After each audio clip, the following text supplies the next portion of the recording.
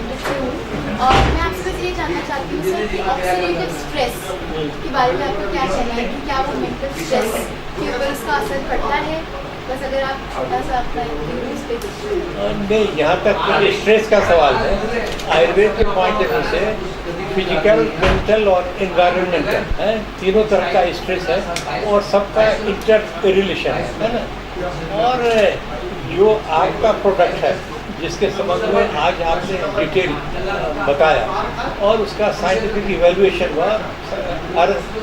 पहलू including toxicological test या उस तरह के जो प्रोडक्ट ऑलरेडी मार्केट में है उनके मुकाबले ये प्रोडक्ट कैसा है इसके संबंध में जो डिटेल विवरण दिया, तो मुझे लगता है कि आज हमारे सभागार में जो 200 से ज़्यादा वैद्य लोग उपस्थित थे, तो सब लोगों ने उसे गहराई से सुना, समझा और मुझे भी ऐसा लगता है कि यह प्रोडक्ट निश्चित रूप से स्ट्रेस को कम करने और चाहे वो किसी भी तरह का स्ट्रेस हो उसे कम करने, उसे दूर करने में और स्ट्रेस से होने वाली बीमारियों को न होने देने और यदि कोई बीमारी हो गई है तो उसमें भी एक साइड मेडिसिन के रूप में इसका यदि उपयोग किया जाए तो निश्चित रूप से यह लाभकर होगा। आयुर्वेद एक पुराना वैज्ञानिक चिकित्सा पद्धति है और आयुर्वेद में जो पुराने समय में दवाएं वर्णित है उसका आज के युग में और आज की जो नई नई बीमारियां हो रही है और जिससे लोग बहुत प्रभावित हो रहे हैं तो उनके समक्ष रखा जाए और उन चीज़ों को, इन बीमारियों को दूर करने के लिए रखा जाए और उसको भी यदि वैज्ञानिक पद्धति से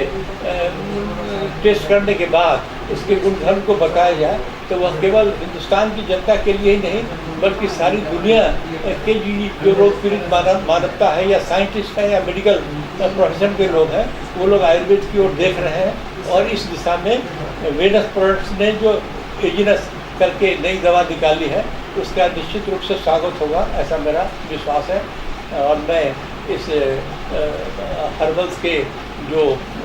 साइंटिस्ट लोग हैं जिन्होंने इस पर बहुत काम किया है उनको बधाई देता हूं और इसका प्रचार प्रसार हो जिससे कि उनकी प्रोडक्ट का भी नाम जस हो और इसी बहाने आयुर्वेद का भी नाम जस बढ़े। क्योंकि सर ये 100% हर्बल है तो मतलब आयुर्वेद से पूरा तरीका आयुर्वेद की दवाओं का वैसे भी रिएक्शन नहीं होता और आयुर्वेद में कुछ मिनरल मेटल चीज़ें हैं लेकिन उनको भी हम इस रूप में रखते हैं जिससे कि उसका कोई साइड इफेक्ट नहीं हो और जहाँ तक रुचि और कालमेघ और पुनर्नवा से बनी हुई दवा है और जिसमें द्राक्षा का भी अनुबंध है तो उससे तो किसी तरह के रिएक्शन का, किसी तरह की प्रतिक्रिया का सवाल ही पैदा नहीं होता। वो जितना भी करेगा फायदा ही करेगा, उसको किसी तरह के नुकसान का कोई सवाल ही पैदा नहीं होगा। तो सर जैसे आपके आजकल बहुत सारे डिजीज बढ़ रहे हैं, डायबिटीज हो गया, हाइपरटेंशन हो गया, आप कह रहे हैं कि सबका आपस में एक लिंक है, सब इंटरडिपेंडेंट है और इसीलिए ये एक स्ट्रेस का एक कारण हो सकता है कि ये ऐसे डिजीजेस भी आगे आ रहे हैं, लाइफस्टाइल डिजीजेस जो लाइफस्टाइल डिजीजेज हैं और जो बहुत ज़्यादा बढ़ रहे हैं वैसे तो डायबिटीज़ आयुर्वेद में मधुमेह के रूप में पहले भी प्रचलित था और पहले भी किसी न किसी रूप में थोड़ा स्ट्रेस होता था लेकिन तब का जीवन बड़ा सरल और बड़ा सामान्य और सार्वजनिक होता था। अब का जीवन बड़ा कॉम्प्लिकेटेड हो गया है तो स्ट्रेस और स्ट्रेस के चलते चाहे वो ब्लड प्रेशर हो उसके बीमार बहुत ज़्यादा हो रहे हैं। कहते हैं हिंदुस्तान में ही 10% लोग जो है डायबिटीज से पीड़ित हैं और ब्लड प्रेशर तो ऐसी चीज़ है कि मैं देखता हूँ, मैं सब जगह हॉस्पिटल में जाता हूँ या और CGHS की डिस्पेंसरी में मैं देखता हूँ कि 20% लोग तो हाइपरटेंशन के होते हैं, कम से कम 15-20% लोग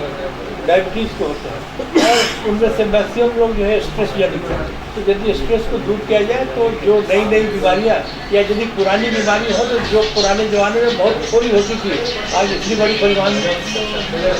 हो रही है तो उसका निराकरण किया जा सकता है। सिंथेटिक सप्लीमेंट्स के मुकाबले आप वही कहेंगे कि उनका तो वही वो और भी स्ट्रेस पैदा करते हैं। नहीं, सिंथेटिक का तो प्रयोग जितना मिनिमम हो सके, जिसके बिना काम नहीं चल सके उतने तक ही लिमिट रहना चाहिए और हर्बल का प्रचार प्रसार करना चाहिए। हर्बल फायदेमंद भी होती है, चाहे फायदे में एक दिन के बदले 2 दिन लगे लेकिन उससे उसका कोई साइड इफेक्ट नहीं होता और बल्कि साइड बेनिफिट होता, वो शरीर के लिए, मन के लिए